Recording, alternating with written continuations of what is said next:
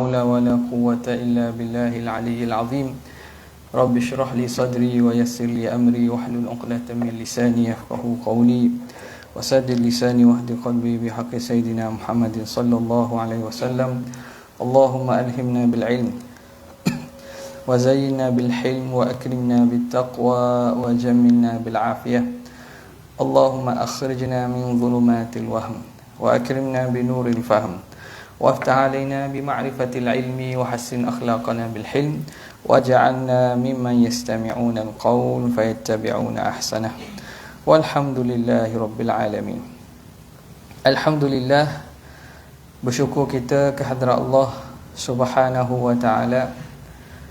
Kita dapat sama-sama Allah Ta'ala izinkan dan taufikkan kita untuk berada pada malam ini dalam siri kita memenuhi usia kita, masa kita beribadat dan mendalami berkaitan dengan syariat, berkaitan dengan apa yang dituntut oleh Allah Subhanahu wa ta'ala terhadap kita, iaitu menjadi hamba dan bagaimana kita nak menjadi hamba yang sebenar, bagaimana kita nak beribadat kepada Allah Ta'ala. Dan sebagaimana yang telah saya maklumkan, insya-Allah kita akan mulakan kuliah kita di masjid ini dengan kita akan baca daripada kitab Munyatul Musalli. Kitab Munyatul Musalli karangan Syekh Daud Al-Fatani. InsyaAllah kitab tu mudah je lah kita dapati di mana-mana. Kedai-kedai yang jual kitab-kitab ni, sama ada di Jendela Ilmu ataupun di Hiliran, kitab nipis saja, kitab nipis saja. Dan ada versi bahasa Jawi ataupun versi tulisan Rumi pun ada. Tulisan Jawi pun ada, tulisan Rumi pun ada. Jadi tujuannya kita baca karangan yang ditulis oleh ulama yang berasal daripada rumpun tanah Melayu kita ni, supaya ilmu mereka itu sentiasa mengalir, tidak putus-putus, dan kita dapat berhubung sanad keilmuan tu dengan mereka. Kerana apabila kita lihat kepada sejarah para ulama, terutamanya yang mengarang, tak kuranglah ulama-ulama yang ada di tanah Melayu kita ini, jasa mereka besar bagaimana mereka menyampaikan ilmu agama terhadap masyarakat pada zaman mereka itu. Dan tulisan mereka sampai sekarang lah, terutamanya kitab yang kita baca ini, kita dapati masjid-masjid, surau-surau, madrasah, pusat-pusat pengajian akan jadikan rujukan bagi kitab ini. Jadi sedikitlah kita kenal pengarang bagi kitab kita ini, Syekh Daud Al-Fatani. Nama pun kita dah mesti dengar. Tok Syekh Daud, Tok Syekh Daud Al-Fatani, Wan Daud bin Abdullah bin Syekh Wan Abdullah bin Syekh Wan Idris. Beliau ni keturunannya orang yang keturunan ulama. Ayah, datuk dia, pak saudara dia keturunan ulama. Dan beliau ini meninggal lahir pada 1720. 1720 dan meninggal pada tahun 1879. Meninggalnya mana? Di Taif. Di Taif tu. Di pemakaman Saidina Abdullah bin Abbas. Dan kisah Syekh Daud ni terkenal sebagai ulama yang bukan sahaja ilmu dia sampai dikenal al-alim ar-rabbani, orang alim yang mempunyai sifat yang kealiman yang dipuji. Orang alim yang mana bukan saja ilmu syariah tetapi ilmu hakikat dan ilmu hati ini mahir. Beliau mengaji di Mekah saja lebih kurang 30 tahun dengan para ulama Mekah, dan juga 5 tahun di Madinah. Sebelum itu beliau mengaji dengan ayah dan di kampungnya lah. Di kampung di sendiri dia asal orang Kersik. Orang Kersik. Kerisik di tu. Di Patani tu, kampung Parit marhum di Kerisik, Patani.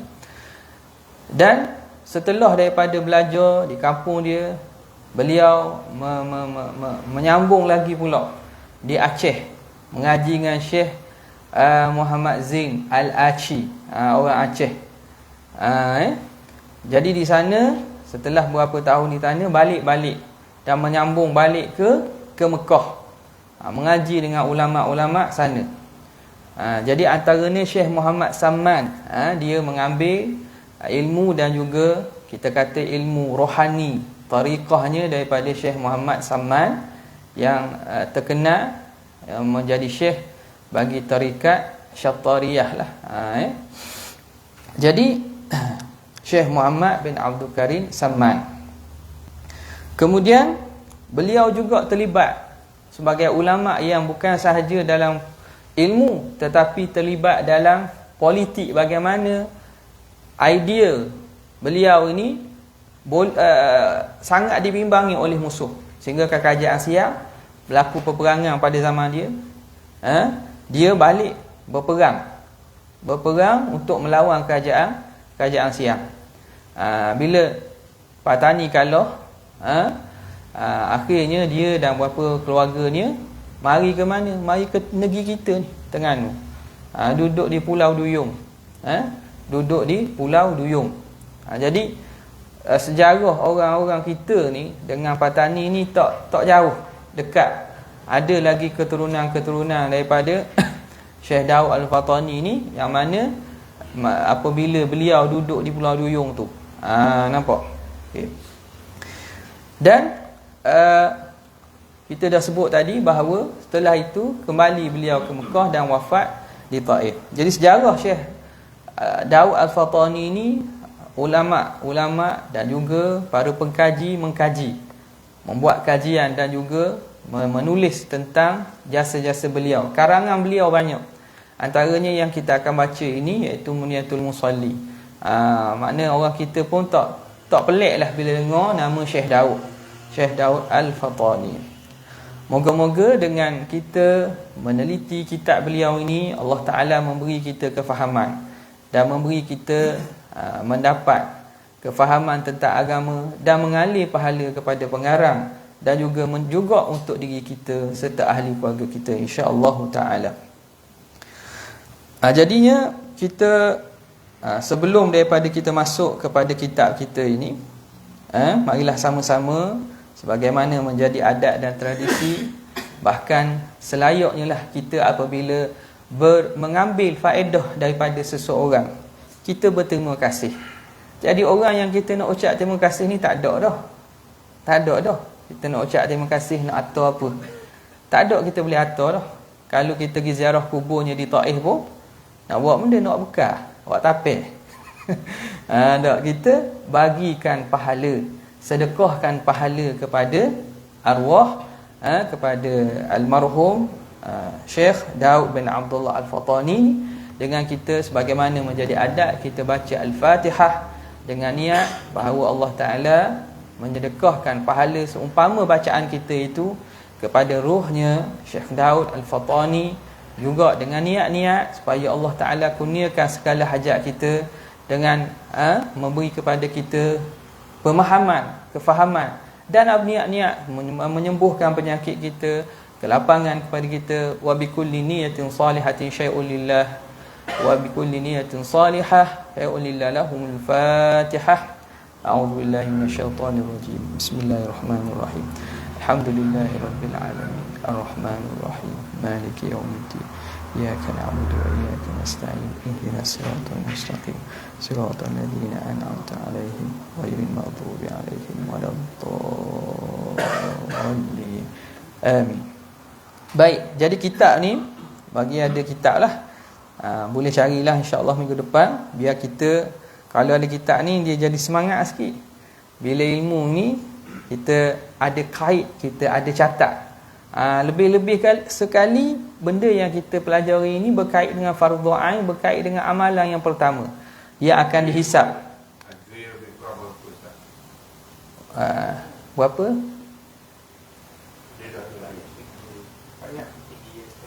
RM3.5 je. Oh, beli makanan pagi. Contoh. Ada lebih? penting dari ya. Mana ada contoh? Mudah. Tak ada orang belakang. Mana boleh. Contoh. Kalau aku ada tahun kelam tu. Orang dah. Baik. Okey. InsyaAllah. Hak Jawi ada. Hak tu hak Jawi. Pih. Hak Melayu, hak Rumi pun ada.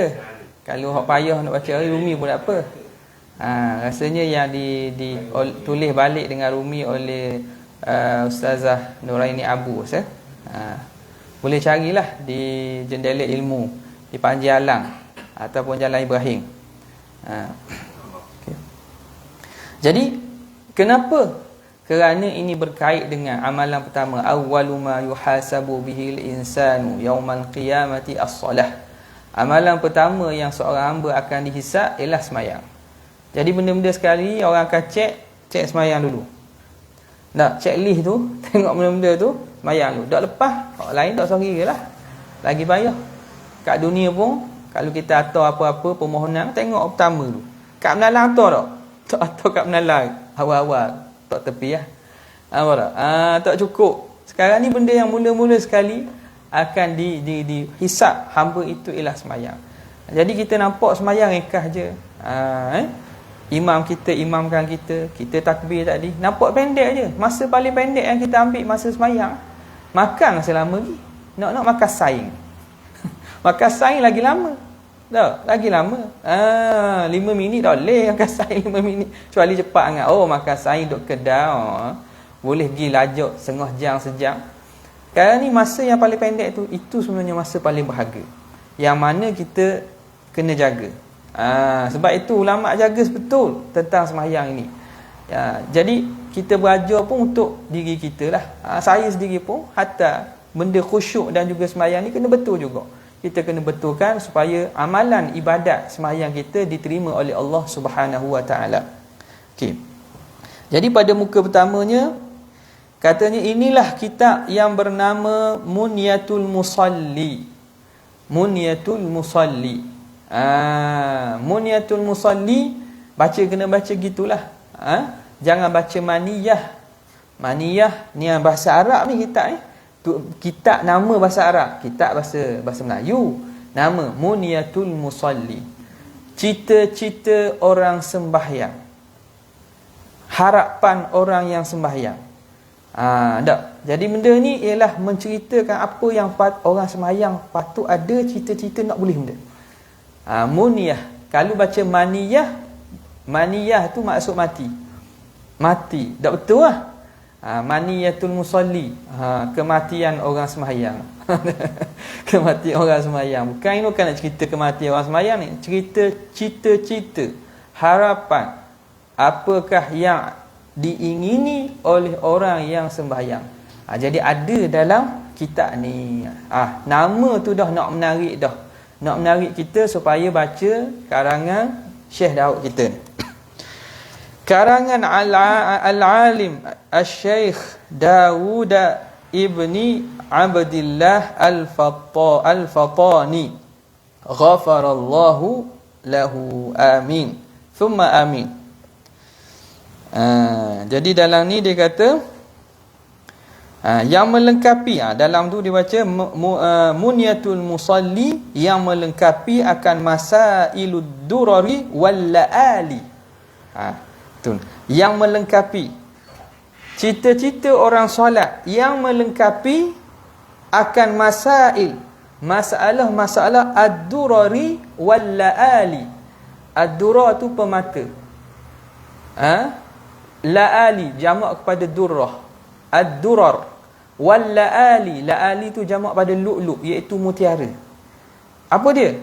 Dia mengandungi ini dipanggil kalau bahasa Arab kok dipanggil idhafah al-musyabbah kepada musyabbah bih, iaitu masalah-masalah yang diumpamakan macam permata-permata dan beliang-beliang. Permata-permata dan mutiara-mutiara. Makna apa? Permasalahan-permasalahan kitab dalam ni dia menghimpunkan masalah berkaitan sembahyang. Dan kita akan tengok walaupun kitab ni nipis, perbincangan ni daripada kitab Arab besar-besar, ada daripada Tuhfah, ada daripada Nihayah. akan masail ad-durari wal laali, karangan Al-Alim, iaitu Tuan Syekh Daud bin Abdullah Al-Fatani, ghafarallahu lahu thumma amin. Dan adalah pada akhir kitab ini satu risalah yang dinamakan dia Bahjah Al-Mardiyah. Bahjatul Mardiyah. Jadi belakang ni dia ada satu risalah pula. Ada satu tulisan yang dinamakan Bahjatul Mardiyah pada bicara muwafiq dan takhaluf makmum akan imam. Masalah muwafiq masbuk ni. Penting tengok ni, kita semayang. Kena tahu juga kita semayang mari masjid ni semayang berimam tak? Semayang berimam. Tak ada mari masjid dalam waktu-waktu dia lah. Kalau ada juga kadang kita lewat mari semayang seorang, tapi orang hok mari niat nak berjemaah. Jadi nak berjemaah kita kena tahu hukum berjemaah. Hukum berjemaah ni jadi fardu ain ke atas kita sebab kita nak berjemaah. Tak? Jadi tak dapat tidak kena tahu. Ramai mana kalau kita dengar masalah orang tanya, macam terawih lah baru ni. Tak? Terawih baru ni. Tok imam kita tambah rakaat, kita bangun rakaat ketiga. Habis heboh. Tak tahu apa. Makmum ada wak mufarakah, ada wak ikut. Tak? Berlaku kat sini. Ada dah. Bagus hebat tok imam sini. Tak salah. Masjid besar pun berlaku. Masjid besar. Dan awak kan manusia ni lupa kan. Jadi salah bangun jadi kacanya makmum, anak makmum nak buat guana ni. Tok imam bangun padahal tarawih 2 rakaat, lagi bangun rakaat ketiga.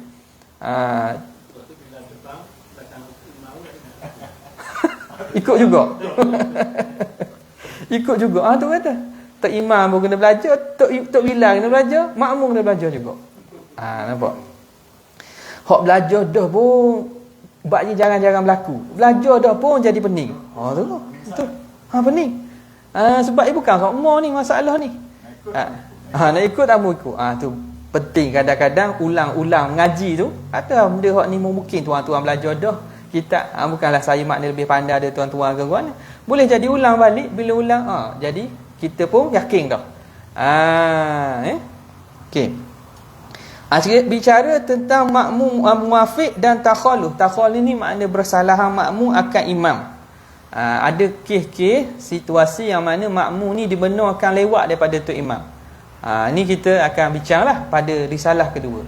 Kitab Muniyatul Musalli hak depan ni bicara tentang sembahyang secara umum dulu. Terjemah Syekh Daud bin Abdullah Al-Fatani Al-Madhkur. Tuang kitabnya samalah. Ghafarallahu lahu wa liwalidayhi wa li jami'il muslimin. Amin. Moga-moga Allah Taala mengampunkan bagi beliau, kepada ahli ibu bapa beliau dan sekalian orang muslim. Amin. Okey. Jadi kita masuklah dengan taufik dan bima'unatillah. Bismillahirrahmanirrahim. Kumulai risalah ini dengan nama Allah yang amat murah lagi amat mengasihani akan hamba-Nya yang mukmin di dalam negeri akhirat. Bismillahirrahmanirrahim.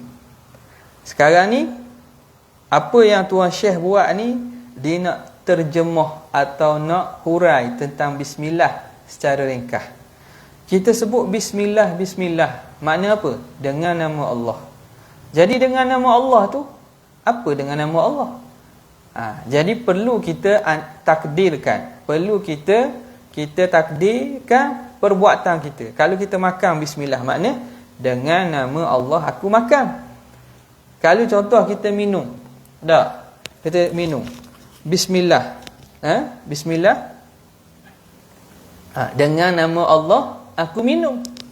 Nampak tak? Jadi perbuatan kita tu yang kita sertai dengan bismillah tu, kita takdir lah. Sekarang ni pengarang apa yang dia sedang buat, dia memulakan risalah.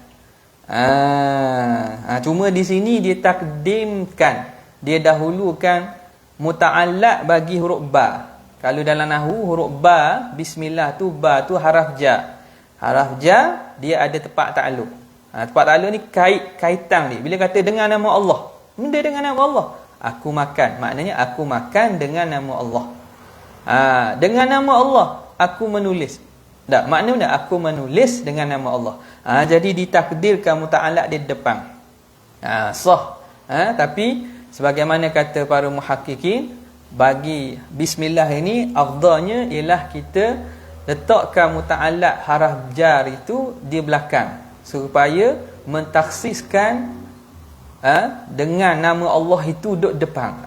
Ala kulli hal, tak ada masalah, itu perkara yang ada keluasan. Tengok dia kata kumulai risalah ini dengan nama Allah.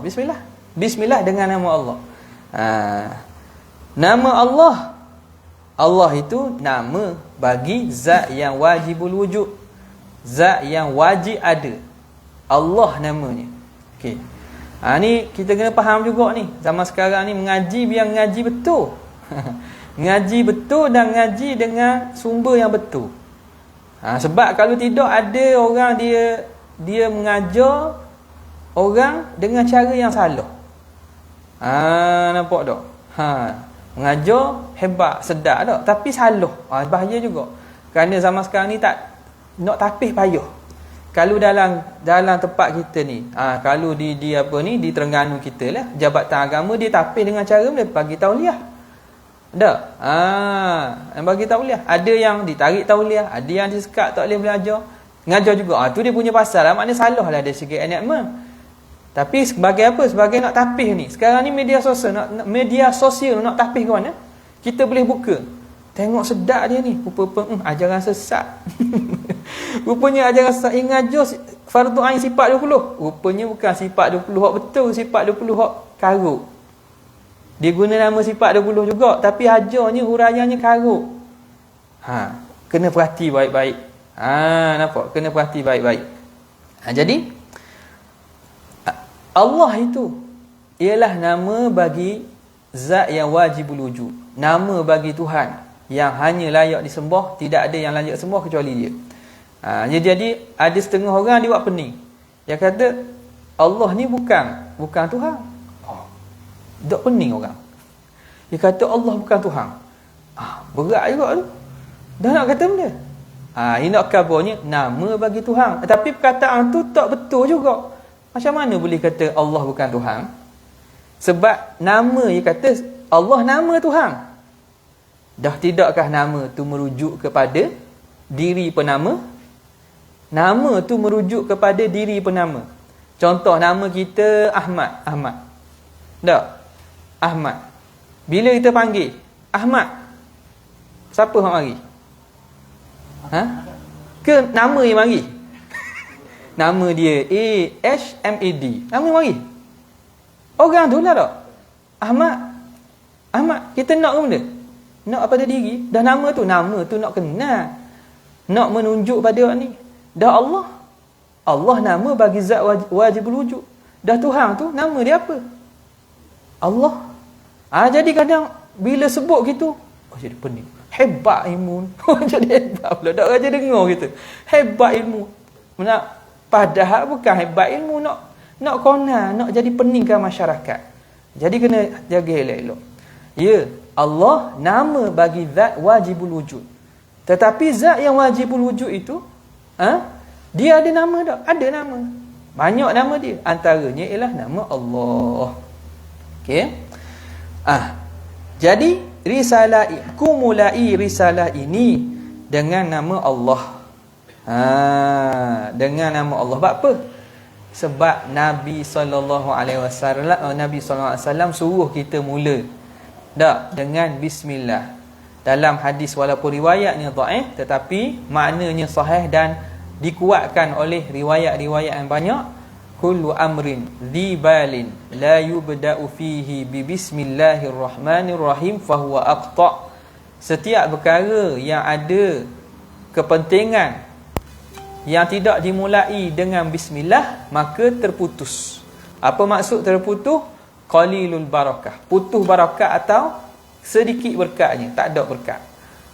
Jadi benda-benda yang disuruh ataupun yang syarak galakkan ni, kita disuruh mula dengan bismillah. Jadi benda-benda yang sepatutnya kita bismillah, kalau dak bismillah, maka qalilul barakah, kurang berkatnya. Macam orang putuh tangan, putuh kaki. Jadi orang juga, tapi sempurna tak? Tak sempurna lah. Tidak sempurna.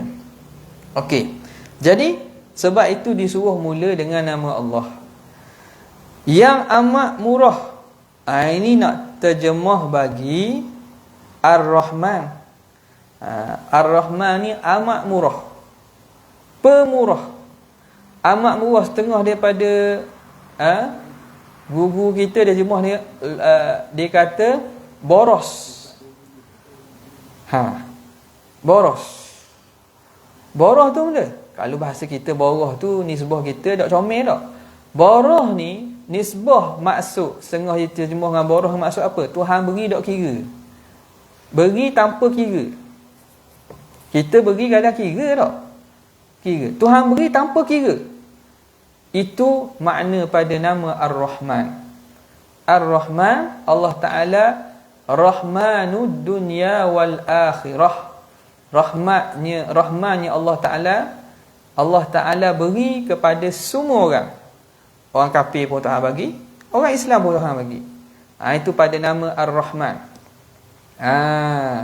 Tuhan kira tak? Tak kira lah. Orang kafir pun boleh. Orang kafir kadang lebih kaya daripada orang Islam. Hak duduk terkaya dunia, hak atas-atas tu Islam ke? Orang kafir. Kenapa? Kerana Allah Ta'ala beri. Allah Ta'ala tidak sekat. Tuhan tak kira bahasa kita. Dengan tajalli isim Ar-Rahman, Allah Ta'ala memberi tanpa kira. Kemudian amat murah, lagi amat mengasihani. Hak ni nak tafsirkan bagi kalimah Ar-Rahim. Bismillahirrahmanirrahim. Ar-Rahmanirrahim. Rahman ni makna ni rahmat Allah diberi kepada sama ada orang mukmin ataupun bukan mukmin. Rahim ialah mengasihani akan hamba-Nya yang mukmin, khusus kepada orang mukmin saja. Kerana sifat Ar-Rahim ini sifat rahmat yang khusus, Tuhan hanya beri pada orang mukmin, tak ada pada orang kafir. Di dalam negeri akhirat. Di mana? Di akhirat. Jadi di akhirat nanti orang mukmin akan merasa, akan mendapat rahmat Allah yang ditajallikan daripada namanya Ar-Rahim. Nampak? Jadi orang kafir tak ada bahagian. Orang kafir Tuhan cepat dah beri dah kat dunia ni. Di akhirat tak ada. Wa ma lahum fil akhirati min nasib. Tidak ada bagi mereka di akhirat, tak ada bahagian dah. Allah Ta'ala sesat dah kat dunia ni. Kat akhirat kerana ingkar kepada Allah, maka tak dapat bahagian. Okey. Itu dia nak huraikan tentang Bismillahirrahmanirrahim. Kemudian kata muallif rahimahullah, wa nafa'ana bihi wa bi'ulumihi fid darain amin ya rabbal alamin. Bismillahirrahmanirrahim. Kumulai risalah ini dengan nama Allah yang amat murah, lagi amat mengasihani akan hamba-Nya yang mukmin di dalam negeri akhirat. Alhamdulillahi rabbil alamin. Alladhi ja'ala as-salata tariqatal muttaqin. Kita baca dulu mukadimah. Wa ja'ala fiha qurrata 'aini sayyidil mursalin wa ruknan min arkanid din wa ja'ala fiha jannatal 'ajilah lil muhibbin wa wa'adna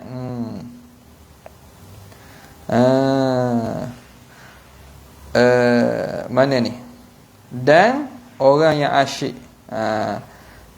dan tempat galian segala. Wa ma'dani tak? Tempat galian segala rahsia. Kena jaga molek kitab ni kat lagi. Penting tu kita kena ada pen lah, sebab ada tempat yang mana cetokkan tu silap cetokkan. Silap cetokkan, maka kita kena baiki sikit. Wa ma'dana asraril asyikin. Okey, wa ma'dana asraril asyikin. Nanti kita tengok ni. Jadi ada beberapa tempat yang kena baiki ni. Kita sapa lagi, kita akan baiki insya-Allah. Okey. Tengok yang pertama. Alhamdulillahi rabbil alamin. Segala puji bagi Allah Rabbil alamin, Tuhan sekalian alam. Allazi ja'ala as-salata tariqatal muttaqin, yang menjadikan sembahyang itu jalanan orang yang muttaqin. Kata Syekh, segala puji bagi Allah Tuhan sekalian alam.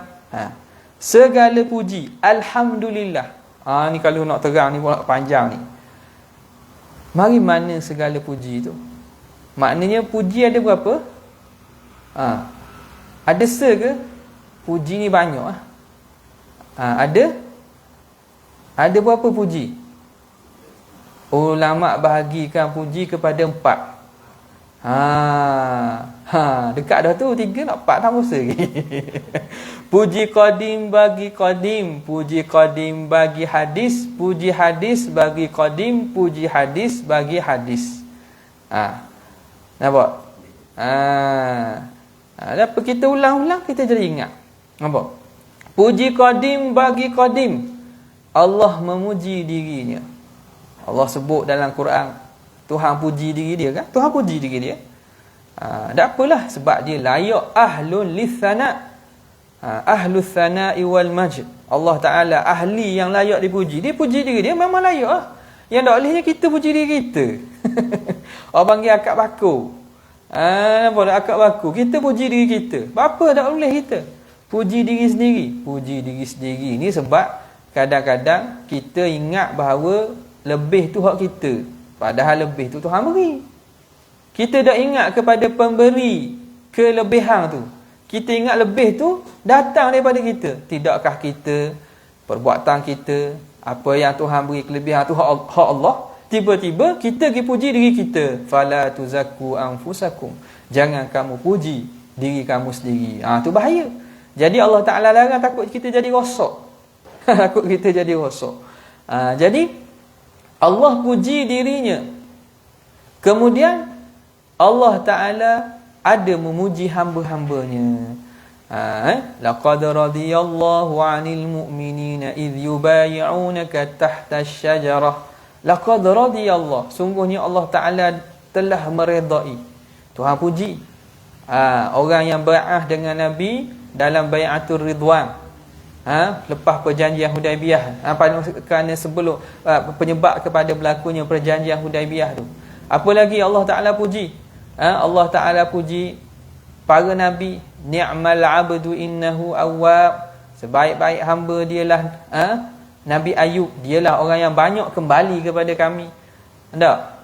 Allah Ta'ala puji lagi Muhammadur Rasulullah walladzina ma'ahu asyidda'u 'alal kuffar.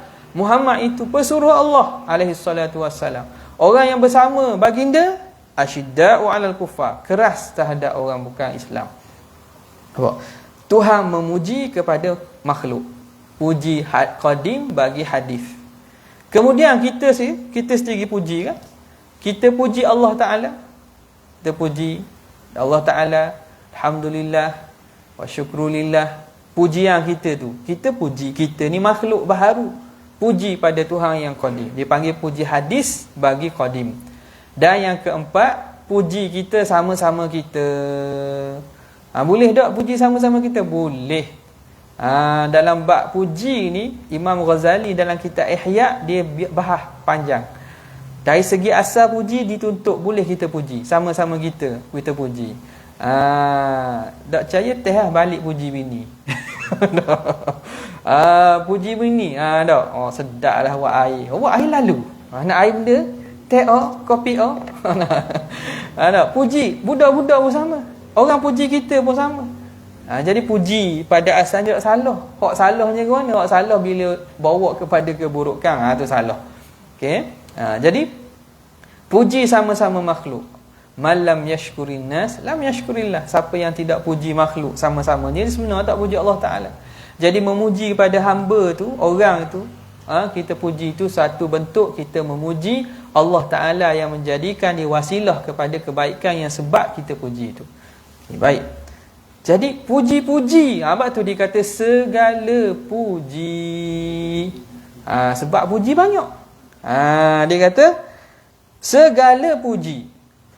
Kalau dalam bahasa Arab dipanggil alif lam ni merujuk kepada alif lam al-istighraq, ataupun alif lam al-jins, dengan makna jenis puji, boleh juga.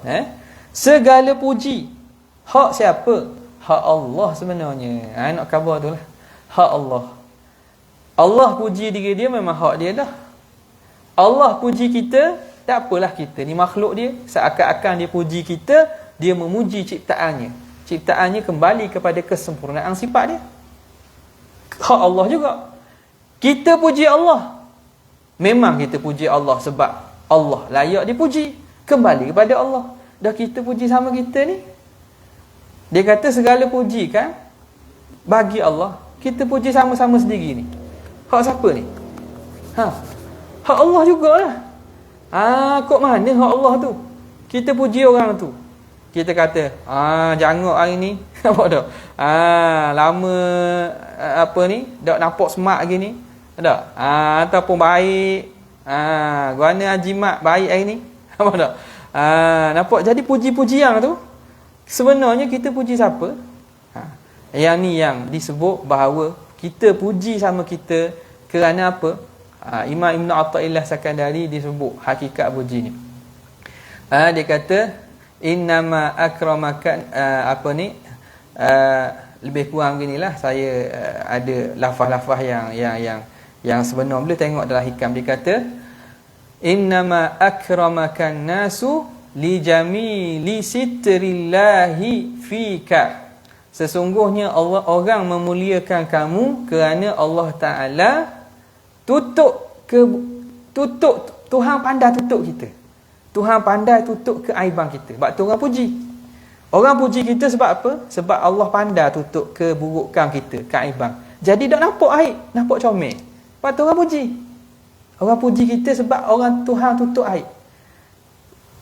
Laula satrahu lama madahaka lama akramaka.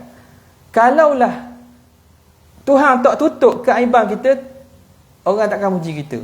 Nampak hak buruk. Tak usah tengok bau pun. Bau. Kalau Tuhan wi dosa tu boleh bau. Mana dok sedap bau ni. Buat dosa. Tu kalau Tuhan tunjuk kok cara bau. Orang puji dah, tak puji dah kita. Kalau kita buat dosa nampak. Nampak hitam sini. Atau hitam sini pula. Banyak calik-calik hitam. Orang puji dah. Tak puji dah. Gini rupanya dia. Jadi bila nampak aib kita tak puji. Tapi apa orang puji kita? Kerana Tuhan tutup. Jadi kita yang menerima pujian orang tu kena ingat dan kena reti makna ni. Makna orang puji kita bukan sebab kita ni comel sangat sebenarnya. Tapi Tuhan pandai tutup aib kita, orang puji kita. Jadi sebenarnya kita kena puji siapa? Allah lah. Sebab ditutup keaiban kita, siapa tak nampak. Jadi bila orang puji kita, kita kembalikan alhamdulillah. Apa tak? Baru betul makna alhamdulillah tu. Kalau orang puji kita, warna sehat hari ni, comel hari ni, janguk hari ni, alhamdulillah. Kita ni kita ni hari-hari madu, telur ayam. Makna Orang puji tak? tengok siapa tu dia. Tengok siapa. Gurau tak apa kalau gurau lah. Tapi hok dalam tu. Kalau gurau saing-saing apa juga dah. Dia anak dalam hati tu. Orang puji kita tu kita kena ingat kerana sebab Tuhan tutup aib. Bila Tuhan tutup aib, dia puji orang nampak molek, dia puji kita. Tapi kalau dia puji kita pergi sambut. Dia kata kita pergi sambut. Tengok siapa. Bukan main-main. Bukan madu beli kedai. Contoh. Madu pergi panjat sendiri. Contoh. Nampak tak? Jadi apa nama ni? Bila begitu, orang puji kita pun tak apa puji. Kita kata alhamdulillah. Alhamdulillah tu makna puji dia tu hak Tuhan juga. Apa dak? Jadi puji kita tu hak Tuhan. Jadi kita rasa ada takabur riak tak? Tak ada lah. Tak ada lah. Jadi penyakit hati tu jadi kurang dah. Jadi bila kita faham tu, bukan kita kata jangan puji aku. Dok kenalah pula gitu dah. Dak. Orang nak puji biar dia. Bukan dipuji. Bukan dipuji kerana kita ni comel, kerana Tuhan tutup. Kita kena rasa gitu walaupun kita tak tahu niat dia. Dia puji tu nak suruh kita belanja. Dah apa meh. Asyik sana, asyik kabu, hak nesa. Nak suruh kita belanja dah apa niat dia tu. Tapi kita bila terima tu, kita serah balik kepada Allah Subhanahu wa ta'ala. Nampak? Dan orang puji seseorang tu, kenapa kita puji orang pula? Kalau kita pula memuji orang, kerana Tuhan suruh puji tadi. Nabi SAW, malam yashkurin nas lam yashkurillah. Siapa yang tidak mensyukuri, terima kasih pada manusia, dia tidak terima kasih pada Allah. Jadi kita puji atas dasar tu. Nampak tak? Okey. Jadi selamat belaka hati kita, selamat hati orang tu pun selamat. Nampak? Tengok, itu puji, segala puji bagi Allah Tuhan sekalian alam. Jadi kita berhenti situlah dulu. Di situ dulu. Tak apa dah perlahan-perlahan dah. Asalkan kita faham. Tuhan sekalian alam. Wallahu ta'ala a'la wa alam. Sekadar itu saja untuk kali ini. Wabillahi taufiq wal hidayah. Assalamualaikum warahmatullahi wabarakatuh.